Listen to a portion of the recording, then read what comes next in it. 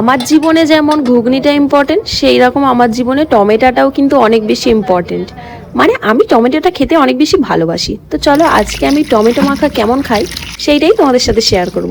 তো বাজার থেকে আমি টমেটো নিয়ে চলে এসেছি। টমেটো নিয়ে এসে ভালো করে পাকা পাকা দেখে টমেটোগুলো ধুয়ে নিয়েছি। ধুয়ে নিয়ে মাঝখান দিয়ে একটা করে ফেলে দিচ্ছি। তারপর আমি কড়াইয়ে একটু ভালো করে একটু তেল দিয়ে নিচ্ছি। তারপর একটা একটা করে আমি টমেটো দিয়ে দেবো।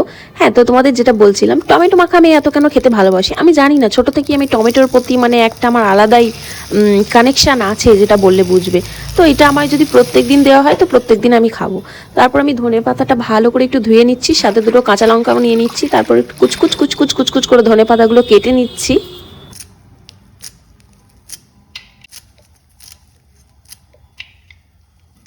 আমি টমেটোর খোসাগুলো ছাড়িয়ে নিয়ে একবার ডাইরেক্ট চলে এসেছি। তারপরে ওপর থেকে একটু সরিষার তেল দিয়ে দিলাম, সাথে একটু নুন দিয়ে দিলাম, আর সাথে ছিল কাঁচা লঙ্কা আর ধনেপাতা। এবার একসাথে মিক্স করে দেবো ভালো করে। যত ঝাল হবে তত স্পাইসি হবে, টকটক হবে, মানে ইয়ামি খেতে।